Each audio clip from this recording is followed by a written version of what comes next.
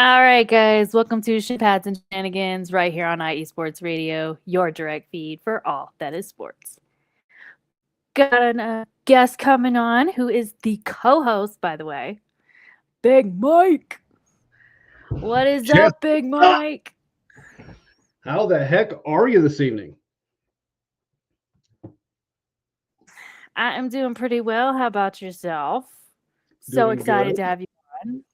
Yeah, good to be on. Good to be back with on R- on the shows here on the network. It's been a hot minute for me, so even got Right? a little bit of a new studio here. It's still gotta get some decor up yet, but no, Nice, all is good. I'm nice. excited. Same. You guys can find us on X at shinpad_IESR. Let's get right into the show. We're going to be talking about coaching changes that have been going My word. on. Yeah, it seems like every time I turn around, there is just like some coach is leaving.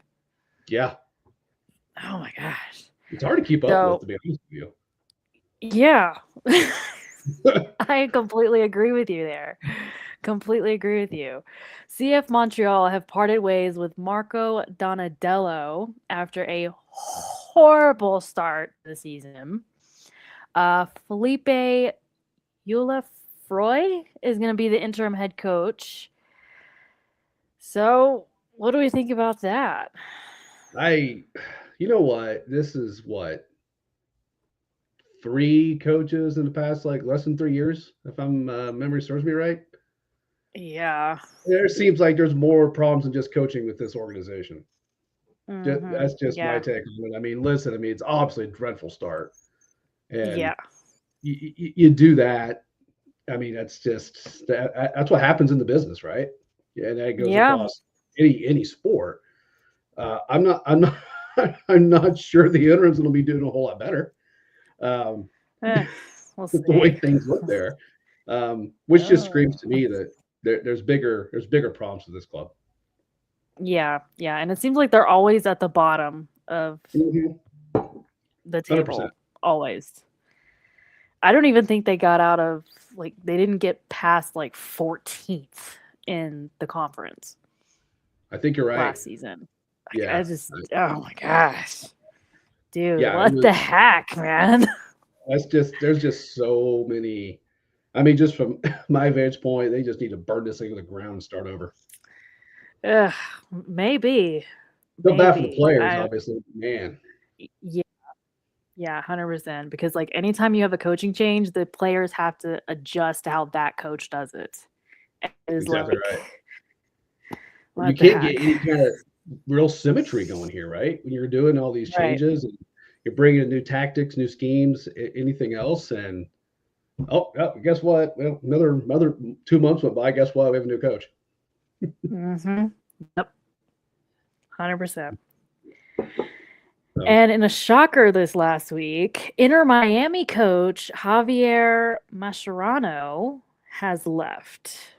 wow, wow, Like, dude, guys, like, I was like, what? yeah, that was a stunner. What? That This was only it came out 2 days. of left field. Yeah, that it's cited for like personal reasons. So, like, I was talking to my husband about it, and he was like, he probably got caught doing something he shouldn't have done, and they just let him resign Yeah, publicly as kind of a way to keep his dignity. I'm right there with you. I mean, that is right there. Anytime you hear, well, personal reasons now, substance, there's smoke, there's fire, Yeah. and Mhm. they're just trying to keep that smoke at the barest minimum of all possible, or of all possibilities, right? Yep, Um, absolutely. yeah, I think we're gonna So, find nice. out. Just like anything else, anything something like this, when something like this happens, we're going to find out more as weeks and months pass, and well, I have a feeling both of us are going to be right. Yeah, probably. It's gonna be interesting to figure that out. I Right. mean, Miami's been so well, and now their sporting director is gonna be serving as head coach. Which, and you look at Mhm. his history, better than Montreal. I Yeah, 100%, 100% better than mean, Montreal. that bar's low, but still. Right. Still kinda makes you wonder how things are gonna go. for them. And I do kind of wonder, did Messi have enough pull in Inter Miami to be like, hey, I don't really like this dude. Let's get him out of here. Yeah, I think He's played a part in that. I don't think there's any question that Messi having pull. Yeah, right. Yeah, I just wondered if. Yeah, it's Messi. We can ask that photographer.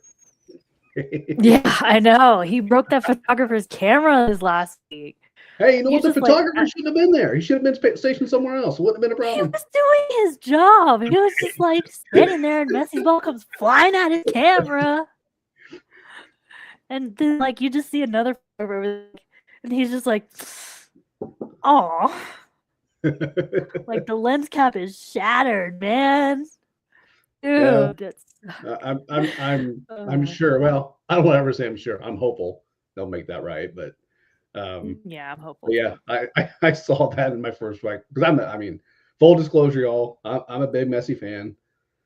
He was first to admit it, so you know, I'm that guy that's like, oh well, photographer's in the wrong spot. What's his fault? But obviously not. But I'm not a huge Messi fan. You're not? No, I'm not.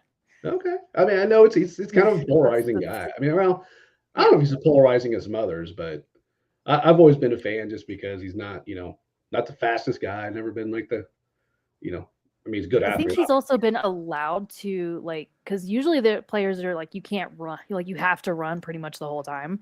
He's been allowed to walk because he's also like observing, which is like totally understandable, Yeah. Did you see where he bought a club? Yeah. I was like, and I think he bought like he has 100% ownership of it. So kind of shows you the direction he's gonna go once he retires. And I saw it, and to be honest, I wasn't stunned. I just feel like I've always felt like, and I've been wrong many a times, but he was always going to be involved in the game at some capacity for, probably until he dies. Yeah, right. Right. And honestly, let's hope that's a really long life because I've seen so many footballers and former footballers passing away recently. Yeah. I think there was one that was too early. Yeah. I think one I thought was like an 8-year-old kid. Yeah. I was like, dude, what? Yeah. It's tough part about being a fan of this game, and quite frankly, any game, for example, you just seems like you see it all the time. Something's popping up on your feed. So and so has gone at age 40. Yeah. And I'm sitting there looking in the mirror, I'm like, I got 50 coming in a year and a half. That's scary. You're not old. I promise. You're not old. Don't let yourself think that you're I don't feel old. I really don't. But at the same time, I see these things popping up and these people passing away, so early. It's just like, damn. Yeah. Yikes. And my heart's just like, what the heck? Yeah, it just drops. It really does. This last one, he died because of a car accident. And I was like, man, that sucks. Because like just recently here, like day before yesterday, there was like a 75 car crash on the highway over here. Oh. So yeah. So I'm like, oh, that sucks. Yeah, that's awful. Yeah. But let's go into a little more positive note. Yes. Over in the Bundesliga, FC Union Berlin have appointed the first female head coach in a men's Bundesliga club. It's only short term right now. It's only until June, but let's that things go well and they keep her. They ended up sacking their previous coach after they lost to Heidenheim, who, by the way, is at the bottom of the table. So pretty understandable why they kind of saw that one coming, huh? Yeah. They've only had 2 wins of the last 14 matches since the break, the winter break. So yeah. That is like history being made right there. Like awesome. Love to see that. I love to see it. In fact, when Mike came on, was the last month I think it was, to tell the audience I'll be joining you here, and finally here I am. But we even mentioned there that there's so many great female minds in this game, and it's way past due. especially in this game. I mean, there's Yeah, really I been agree. no excuse for it. It's the world's game, for crying out loud. And there's so many, like I said, Yeah, so many, and that's what I mean. It's what it really takes, in my view. You got to have that mindset and that brilliant mind, if you will, and that goes for obviously any manager, coach, whatever. Um, but yeah, this was overdue in my opinion, and I'm glad they made that move. And granted, like you said, it's short term, but hey, you got to start somewhere, and hopefully this just keeps going and opens up the avenues for so many other talented, brilliant female minds out there. absolutely, 100%. All right, we're gonna switch topics here a little bit. Nashville have become the first MLS team to win a competitive match at Azteca. I was surprised when Nashville knocked out Inter Miami in this Same, competition. And now they same. have knocked out Club America they won both legs of the match. It was a Hmm. 1-0 aggregate. Yep. And now they are headed to the semifinals, which is crazy to me. Absolutely insane. Um, yeah, if you had that pegged on your board, I would like to have a serious conversation with you, because I just think that you were, or anybody for that matter, was just doing it to be funny or do it to get a laugh. That's no disrespect to Nashville, but I don't think anybody had that on their sheet. Seeing No, that coming down the pipeline there. Um, absolutely but not. but congrats to Nashville. Um, Yeah. don't know if if you've been able to spend much time in Nashville, but they have amazing fans. Always have a great time when I go visit Nashville. Really good sports Haven't been city. in a long time. I don't love their football team. Their actual American football team, but that's okay. Yeah. I mean, Yeah. that part of that's I just being a mean, fan and having fun. Uh, mhm. but no, it's a great city. It's a great fan base, and great, good for them. What a run. Yeah, absolutely, 100%. I mean, I grew up in Tennessee, so like I'm at least somewhat familiar with Nashville. My dad used to call it Nastyville. So like the South is very big on American football. Yes, Huge, absolutely. and I have to be a Roll Tide fan I'm because of sorry. my father-in-law.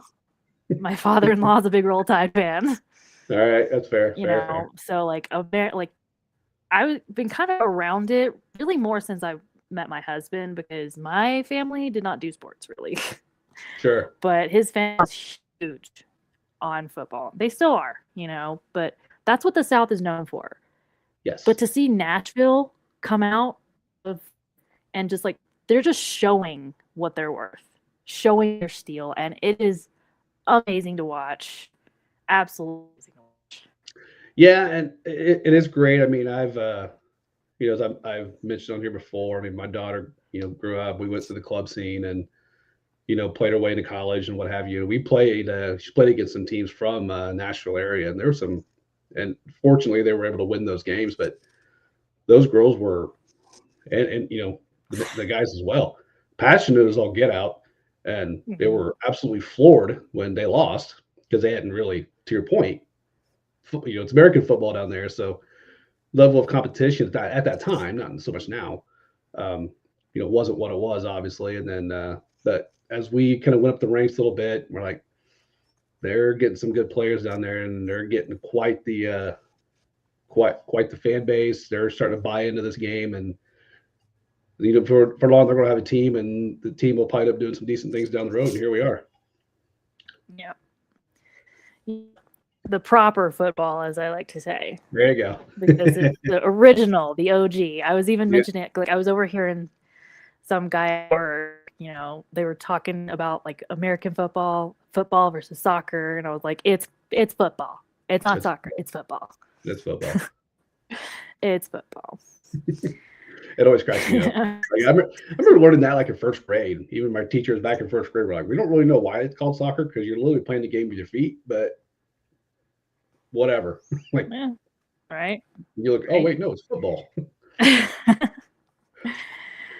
right, guys, we're going to take a short little break here. You've been watching Shin Pads and Shenanigans right here on IE Sports Radio with me and Big Mike over here. We'll see you guys after the break.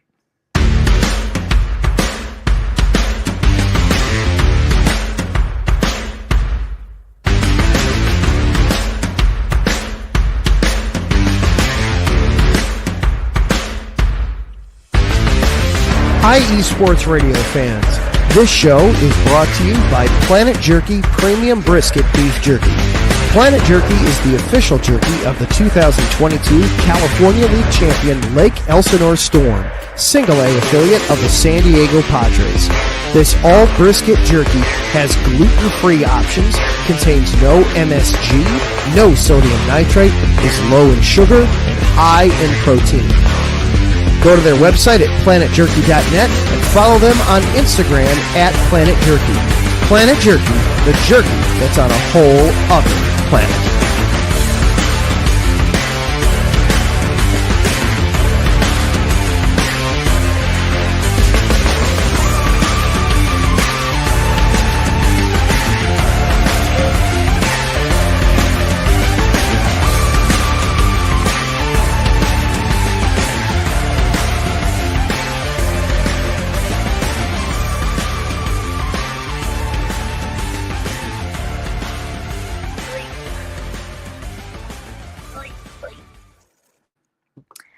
All right, guys, welcome back to Shin Pads and Shenanigans right here on IE Sports Radio, your feed for all that is sports. All right, let's talk about, we were kind of talking a little bit about Alabama earlier. Let's talk about this inaugural FIFA arena that they put in Birmingham. I am surprised they chose the location that it did. Alabama, in the heart of the whole Auburn versus Alabama, you know.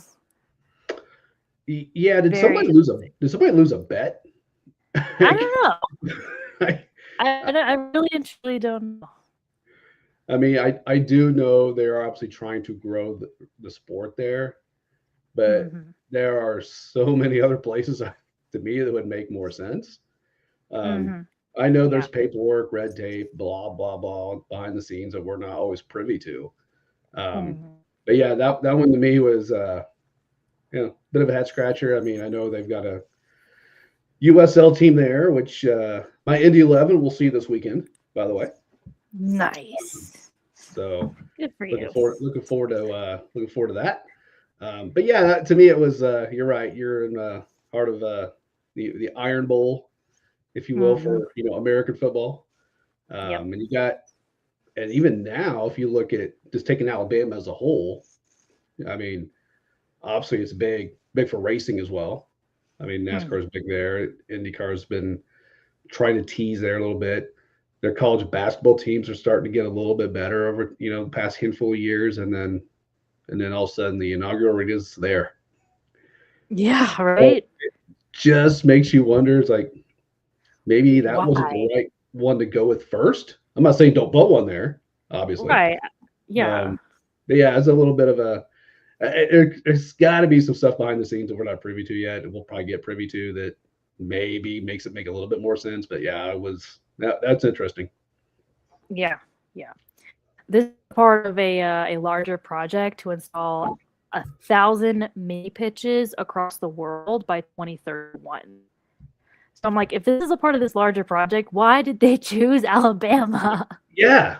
I mean, again, why lead with that? I mean, like, Alabama is known for one kind of football, and this ain't it. Not this one. Yeah, like I said, there's so many other places that, many other cities in this, here in the States that, that are great soccer, cities, if you will, and great markets. And yeah, not exactly. Even heck, I'm gonna be biased here and put in my own little mid-major market here in Indianapolis. We're tops of the list for MLS expansion. Hello. Right. Exactly, right. We got a state-of-the-art. Yeah, we got a state-of-the-art facility on the north side where another one to put on the south side. It's like it's kind of there, but oh well. Yeah. Not much we can do about it. We can just scratch our heads, I guess. Yeah. I mean, I'm behind this idea, 100%. I am saying, 100, absolutely. I just have my doubts because I'm like, how much is it actually going to catch on? Because the South is only known for American football. Right. I mean, they tried to put I'm from just up, north of Memphis. They tried doing I believe it was a USL club, Memphis 901 FC, Mm-hmm. and that didn't end up working out. They're actually relocating 901 FC to Santa Barbara and rebranding it as Santa Barbara Sky for the upcoming season. That's how much it didn't work out there, because Right. it's not only known for American football, it's big on basketball. We got the Memphis Grizzlies over there. Mm-hmm. That stuff is everywhere. Somehow I managed to find some Memphis Grizzlies socks in my possession. I'm like, how did that happen? That may be the most random possession I've ever heard. Right? Seriously, I have no idea how I came across them. I just found them one day. I was like, okay. But yeah, I did read in an article that they did unveil another FIFA arena pitch in Oakland, California. Now that one makes more sense. That makes more sense. Yeah, that one And makes a lot more sense. and I hope that's really good for Oakland, because Oakland has just been on the wrong side of everything sports. And we could go down a big rabbit hole there with Oakland just in general with the struggles of that city. But I mean, all those teams now are on, and losing for those baseball fans out there, losing the Oakland Athletics, the fact that they're going to be in Vegas here soon is just, as a purist, it kind of breaks my heart. So I'm hoping, I can kind of understand that one. There's obviously there's some big soccer following out there. So hopefully that, is a win there, and for FIFA, and obviously for the city of Oakland. But, we'll have to wait and see. But yes, I agree with you. That would definitely makes a lot more sense than, Birmingham. Yeah. I think it's also because it's part of the project is about helping these like more disadvantaged communities have access to this game.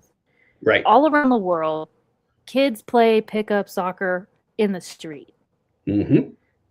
So, I mean, I think it's really great that they're planning on doing it. You don't even need a lot of stuff. You really just need maybe 2 posts and a soccer ball. Correct.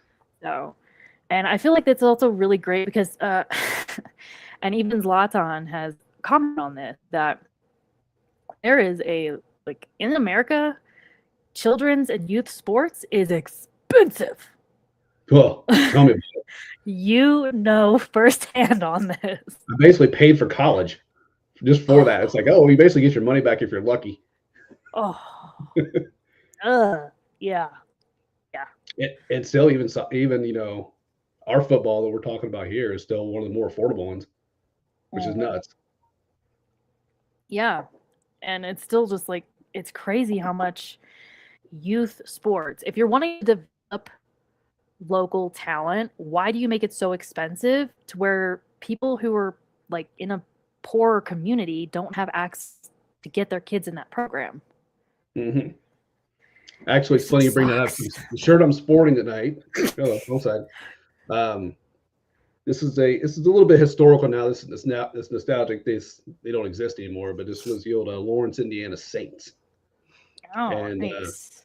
Back when my daughter's around 8 years old or so, we kind of revived it, and we took it from we kind of brought it back as just a recreational league, which was great because it's cheap and doesn't matter your skill set or what, you could play, and it was next to nothing. Nice. But we had talent that wanted to play at a little bit higher level.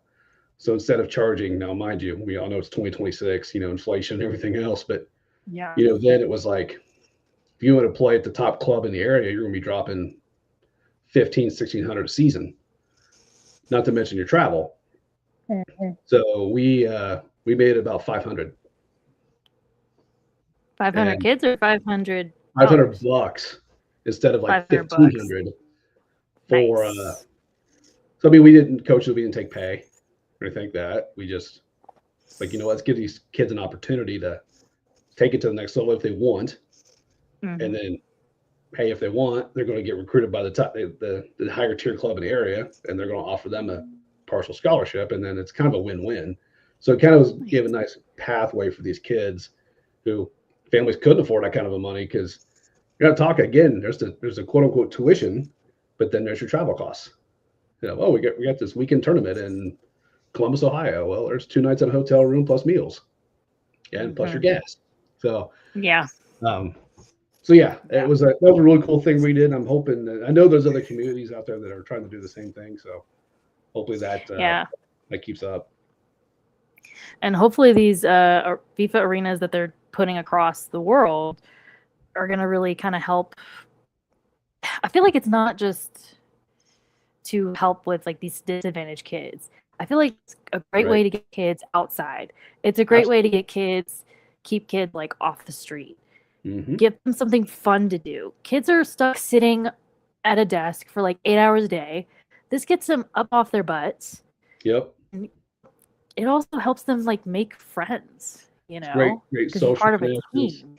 Yep. Yeah, great absolutely. health benefits. So I mean, all of it. Yep.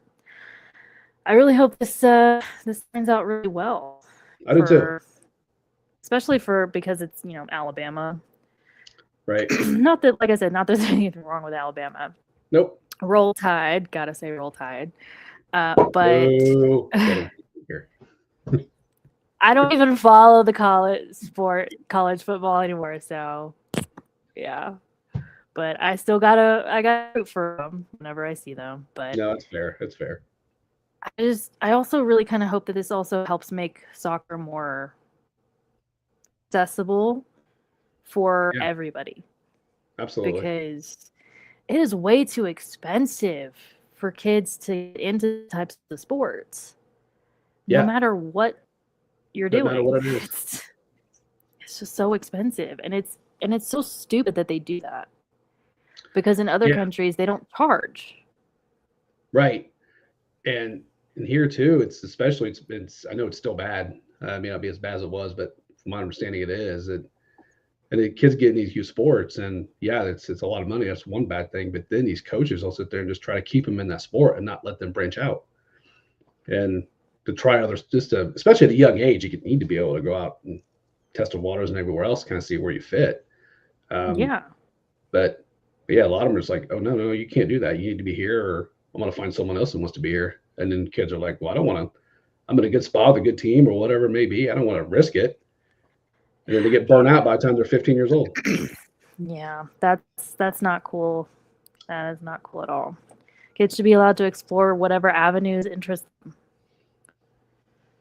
Yep. And I hope, and again, that kind of ties back into what we're doing here with this arena thing. I'm hoping that, that can kind of open those avenues a little bit. Hopefully. Yeah, we'll see. Yeah, we'll see. All right, switching gears a little bit. I don't know if any of you guys have noticed, there's been kind of debate about tiny shin pads. And you know, this show is called Shin Pads and Shenanigans. Shenanigans. If you're not, Shenanigans. We're looking at we're talking about shin guards to protect your shins. Well, that controversy is about to get probably much more divided, I feel like. Because Lewis Holtby, and he plays for in the Dutch league, and this has gone viral. He sustained a nasty injury to his shin because his shin pad was probably like that big, probably. It was a challenge, Justin Hubner, for the ball, but he ended up kicking his left shin, causing a very gruesome laceration. If you're squeamish, you might not want to look at the pictures. True. I feel like the cut wouldn't have been as bad if he was wearing proper sized shin guards. Maybe he should have made a better play and he wouldn't have got hit at all. Yeah, I mean, there's that, but stuff happens. No, look, I mean, I like to mess around. I like to have a little bit of fun. I was joking with you last time I was on here that shin pads are for limps and just get rid of them. Who cares? Look, no, this is kind of silly. I mean, at the end of the day, we all want a competitive edge, right? Everybody wants that competitive edge to be able to be a little bit more agile, be a little faster, but yada, yada, yada, blah, blah, blah. At the end of the day, it's not worth getting your leg snapped. In this case, 100%. It wasn't snapped. But I mean, listen, I played back in my day, as I was mentioned earlier, watching my daughter grow up in the game and seeing my share of gruesome injuries. is not worth it. The shin pads they make nowadays, they're big. I mean, they cover more area and they weigh like a feather. I mean, they really do. And if you can't get around that, then I don't know what to tell you. I mean, it's just not worth the safety of the game. I mean, there's other leagues, and I see Larry's commenting here, that are just getting. We've had this conversation before where they're getting too soft and taking some of the excitement out of the game by being a little bit too overly cautious. But we're not at this. We're not at that point here. This game is already way more physical than the casual viewer realizes. Yeah. And I'm telling you right now, if you don't believe it, just go watch a game live and get a good seat, and you will see it firsthand. These guys and gals are beating the holy hell out of each other. So, to me, it's just cover a little more of those shins. Let's keep everybody as healthy as we possibly can. We can just keep enjoying this beautiful game that we always enjoy. Absolutely. I mean, for something like this, size matters. You know, you wouldn't wear an undersized cup. Why are you wearing an undersized shin guard? Right. I mean, your shin is just as important, you know. And side note, Hubner did actually reach out and to apologize to him because he was like, it's kind of one of those freak accidents. It was kind of like for sure. one of those times that, like, a while back I saw where what was it? This guy, he slid and he ended up hitting the advert board, the LED advert board, almost breaking his neck. Like, that's one of those freak accidents, you know. And this is just one of those accidents too, you know. Things happen. Things happen. What kind of also gets me, yeah, absolutely. What gets me is that the refereeing during the match is also being discussed, like how they did or did not handle that situation. A whistle was not blown, nor was a call given after this incident. So, I mean, no, how there wasn't a whistle there, I have no idea. That blows my mind. I mean, you know, you look at the rule, you look at, you know, guys going in for a tackle or whatnot. I mean, in this case, I don't think that was obviously an intentional thing to happen there. But a foul's a foul. Yeah. You know? I mean, yeah. It's foul's a foul, and it's a foul. You need to call the foul. So to me, that was a miss there by the official. But I agree. See, now Larry's chiming back in. We're just making a comment about the NFL. It does seem like soccer is more physical than the NFL. Yeah, I mean, you seriously, you talk to these players after a game, for example, and they're icing up, they're bruised up, they're sore, and there's no pads to protect them outside the shin pads, obviously. Right. I mean, I went to a junior varsity. These were probably like 9th, 10th graders. Yep. Saturday, and both of the goalkeepers. I mean, both teams were evenly matched. It was the most evenly matched I've seen all season. Match, and both of the goalkeepers had to be substituted out in the match. Yeah, like not to keep bringing up past things here, but I remember one of my this will sound bad the way I phrase this. One of my favorite moments, I shouldn't say favorite, but it was just kind of cool in a way because it was just two players. My daughter was one of them. Two good players battling for a ball. That's all it was. Just a good old fashioned good battle, and then they were just back and forth. Well, eventually, my daughter being a little shorter at times, she kind of just leveraged, got her knees down, used her leverage a little bit, and just basically hip checked her like crazy off the ball, and sent the girl flying and broke her collarbone. And oh no, yeah, and you know she got a foul for it, which it was a foul. Of course, yeah, that was it. I mean, and she looked down, and my daughter was like, "Oh no, I just ended this girl's season," and she did. Which they were friendly. It was fine. Shook hands after the game and was like, hey, it was just a competitive game, and really, really sorry. And she's like, the one who's injured was just like, no problem. It's just part of the game. Don't sweat it. And but she was still given a foul. This Just is a pro match. Why was there Foul. not a foul called? It's called a foul. What the heck? It's I not don't hard. even understand, right? That you do it all the time. I mean, I give them the pass. I mean, they're human, right? They're going to miss calls. That's what's going to happen in part of any match. But come on. I know. It's absolutely insane. Insane. All right, guys. We're going to take another short little break. You've been watching Shin Pads and Shenanigans right here on IE Sports Radio, your direct feed for all that is sports.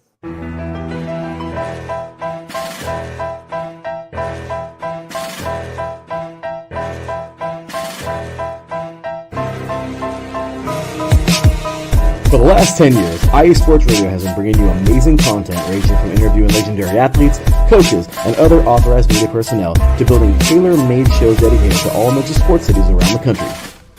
Make sure to follow us at IE Sports Radio on X, Instagram, Facebook, TikTok, and YouTube to keep up with the latest in sports and with all of our shows. Also, make sure to check out our daily updated website at iesportsradio.com. At iesportsradio.com, you can see our daily show schedule and check out all of our show pages with personal bios to learn a little bit more about each of our awesome hosts. In addition to our show pages, you can catch the iSports Radio blog, Hall of Fame, Fans of the Month page, and our merchandise shop including t-shirts, tank tops, caps, long sleeves, hoodies, and more. For now over a decade here at IE Sports Radio, we've continued to be by the fans, for the fans, and we thank you all for your support and for making IE Sports Radio your direct feed for all that is sports.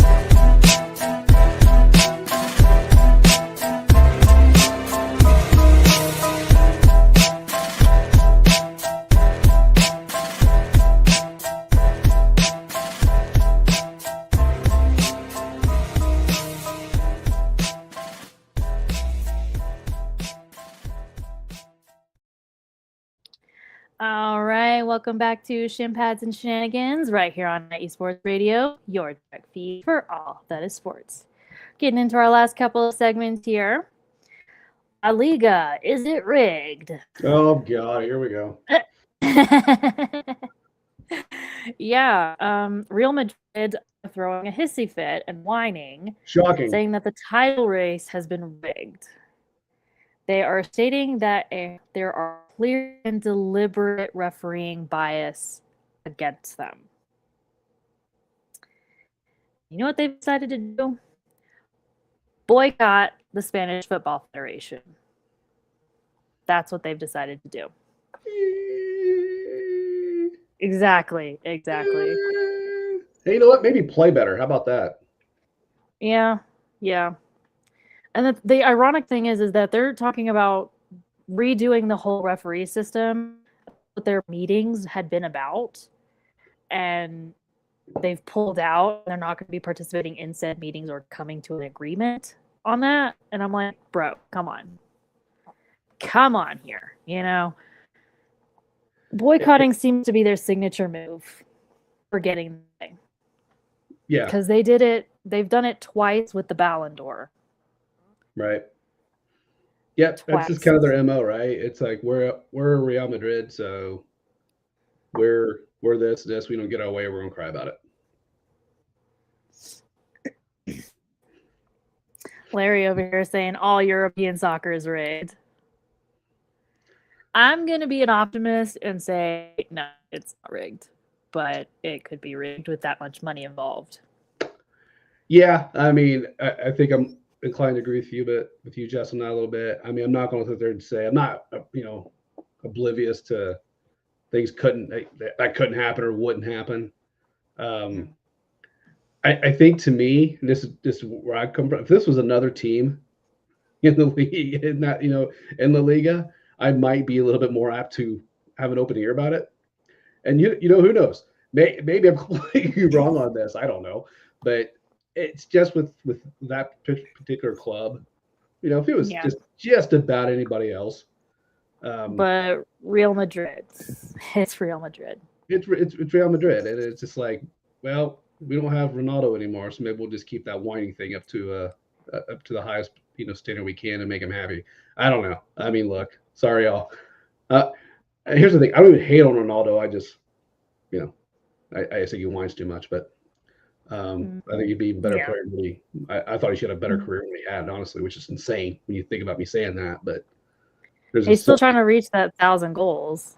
Yeah, I just feel like his career. He's such a talented player. He's ridiculous. But there's so many times where I thought if he just put his head down and stop his damn crying about it, he probably would have 1,000 goals by now. Yeah, I mean, I was talking a couple weeks ago. He was deciding to boycott playing and just stop playing because there were 3 transfers happening that did not involve his club, Al Nassr. None of them coming to Al Nassr. Yet he was upset about it. And I get my way, guys. I'm mad. I'm gonna take my little red wagon and go home. Mommy, they're mean to me at work. Yeah. I'm sorry. I'm not. If I tell you, I would never want to be an official. I just no way. So I tip my caps to the ones who take down that challenge. But and again, like I stated before, I'm not oblivious to it. Things could happen. I get it, but like I said, I'm having a hard time on this one, being who it's coming from. Yeah. I will say this. I do kind of agree with them that it wasn't right that the call wasn't right with the challenge with Mbappe, because that was a really hard challenge. Yeah, I'll give you that. That's fair. And That's like, fair. I get that, but to say that the whole title race is rigged, yeah, come on. Come on. Yeah, I don't know. I really don't. But no, I mean, we'll see. We'll see. I just, like I said, it's hard for me. Just like I said, if this was like, heck, even if it was Atletico, I might be like a pause. You know, I mean, if it's Barcelona, I'd be kind of like, all right, what do you have to complain about? Really, come on. But yeah, right. But some of the other teams, other clubs, maybe I don't know. But I mean, like I said, maybe wrong. I don't know. Obviously we'll be keeping eyes and ears on it for everybody. But for sure, yeah. Speaking of big clubs with big money, Man City versus Arsenal this weekend. We know Jess is rooting for sure. Yeah, 100%. May even be getting a late stay at the hotel we're staying at this weekend just to be able to watch it. Oh, well, you totally should do that. I'll have my husband did request it. I've got a nice 2 TV set up in my living room downstairs, so nice. I'll be having this game on. I mean, this is essentially going to decide the league, right? Essentially. So, yeah, I mean, I'm looking forward to it. I'm looking forward to it. I mean, these last 5, head-to-heads have been, I mean, you just pulled us up earlier. We have 3 draws and a club with each win in the past 5. So I don't know how you feeling about it. I feel good about it. I feel like it's also kind of a little bit of a, I guess, teacher versus student type thing, because Arteta, some of you may not know, Arteta actually was an assistant coach to Pep Guardiola a few years back. Right. If you were unaware. Yep. But we'll see. Yeah, I mean, so I'll just tell you, I don't really have a dog in this fight. The fan in me wants to see City pull this off, get the win, get the 3 points, and now you're talking 3 points now, and I know there's not much left of the season, but anything can happen. We're just talking one match, right? Yeah.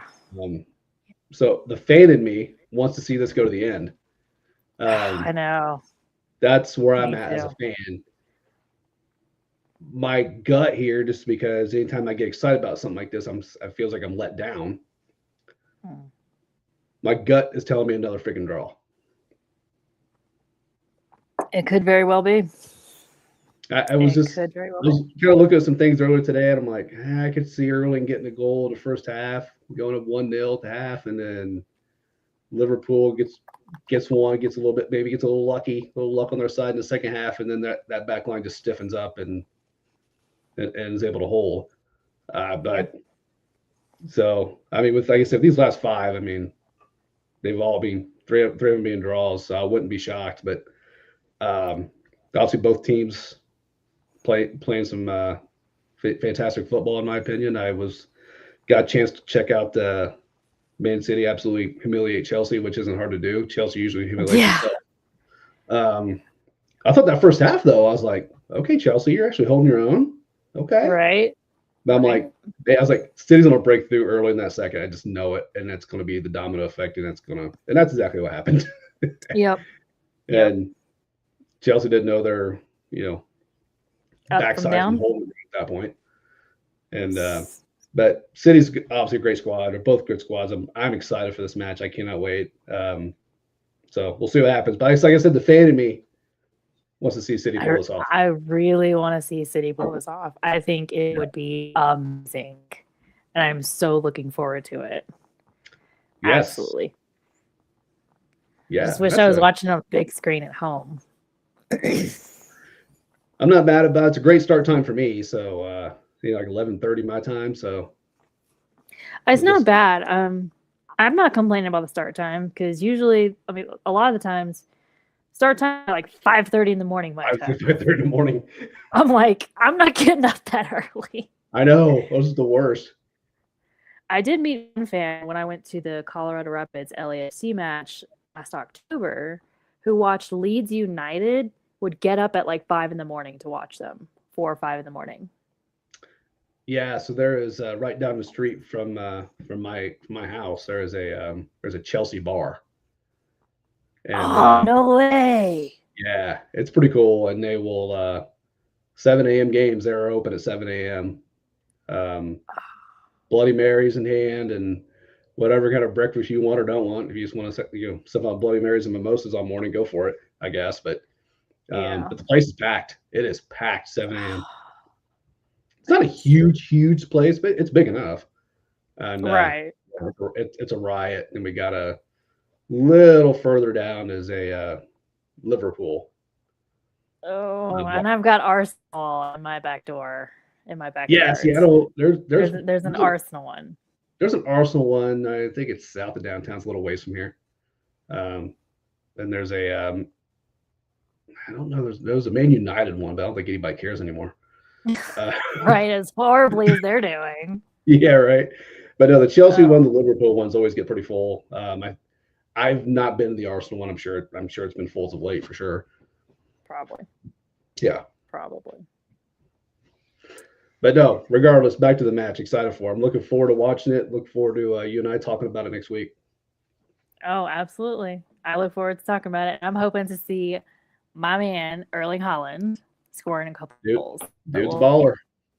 He is, and he's only like 25, 26. Yeah, he is a real joy to watch. I really thoroughly enjoy watching him play. He is just a phenomenal forward.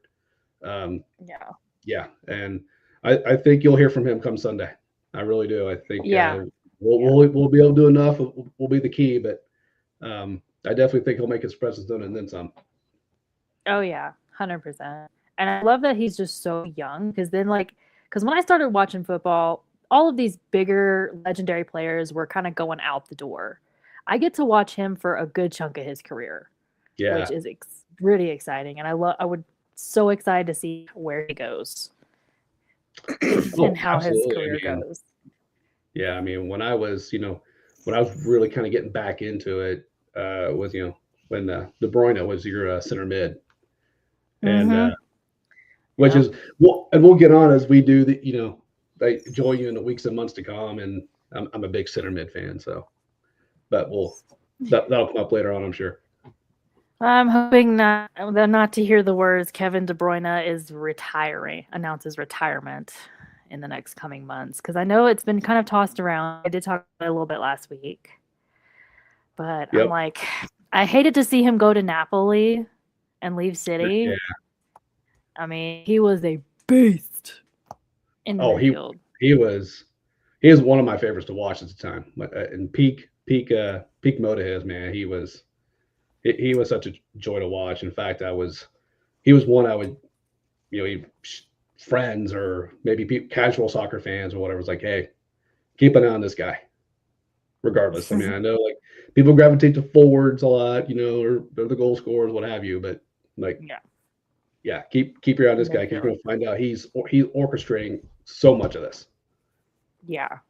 People don't really realize how important the midfield is to have a good, strong midfield. Oh, it's a must. 100%. It's going to be such an exciting match. Yep. I can't wait. Larry chiming in here. 3 hardest positions of all sports: midfield in soccer, catcher in baseball, and goalie in hockey. Yeah, I agree. He's ranking them too. Yeah. No, you don't. You'll run 7 to 10 miles playing midfield. You absolutely do. That's why I've always said, the best athletes are, our type of football players, Jess. Yeah. They are the best athletes, period. And they don't skip leg day. I don't think they're allowed to. I think it's actually a complete impossibility at that point, right? Yeah. I will give a nod to, since you brought that up, to a catcher in baseball because there's so much strategy there. So I'll give So I'll give him that. I could have a very good argument with 1-2 there, but I'm talking pure athletes and whatnot. Oh yeah, midfield and soccer all day, every day, and it's not close. Mm-hmm. Well, we'll see how that match goes on Sunday. So we'll see. All right, guys. You've been watching Shin Pads and Shenanigans right here on IE Sports Radio with myself, Jess, and Big Mike. You've been watching IE Sports Radio, your direct feed for all that is sports. See you next week.